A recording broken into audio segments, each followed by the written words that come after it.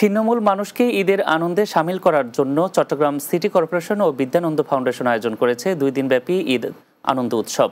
ছিন্নমূল মানুষের পাশাপাশি সর্বসাধারণের জন্য উন্মুক্ত থাকবে এই আয়োজন। নগরের বিপ্লব উদ্যানে সোমবার সকাল 10টায় এই উৎসবের উদ্বোধন করেন city mayor doctor Shahadat Hossain. নগরের পথশিশু, ভাসমান মানুষ, বস্তিবাসী থেকে শুরু করে সর্বসাধারণের জন্য এই আয়োজন উন্মুক্ত থাকবে 2 দিন। সবার জন্য রয়েছে আনলিমিটেড খাবার, যার মধ্যে বিরিয়ানি, সেমাই, পায়েস, শরবত, ফুচকা ও আইসক্রিম। অনুষ্ঠানে মেয়রের একান্ত সচিব জিয়া উদ্দিন, বিদ্যানন্দের গভর্নিং বডির পরিচালক জামাল উদ্দিন সহ অন্যান্য গণ্যমান্য ব্যক্তিবর্গ উপস্থিত ছিলেন। কক্সবাজার থেকে মিয়ানমারে পাচারকালে বিপুল পরিমাণ সিমেন্ট, ইলেকট্রনিক ডিভাইস ও তৈরি পোশাক সামগ্রী সহ 6 জনকে আটক করেছে কোস্টগার্ড।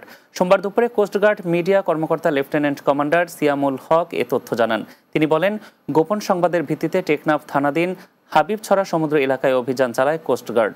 এ সময় কাঠের বোটে মায়ানমারে চোরাচালানকালে 600 বস্তা সিমেন্ট, 600টি মোবাইল চার্জার, 60টি পকেট রাউটার, 25টি বিভিন্ন ব্র্যান্ডের ব্লুটুথ ইয়ারফোন, 10টি motor cycle battery, 560 KG welding rod, 395 litre paint, 286টি পোশাক ও 16 রোল তেরপোল সহ 6 জন পাচারকারীকে আটক করা হয়।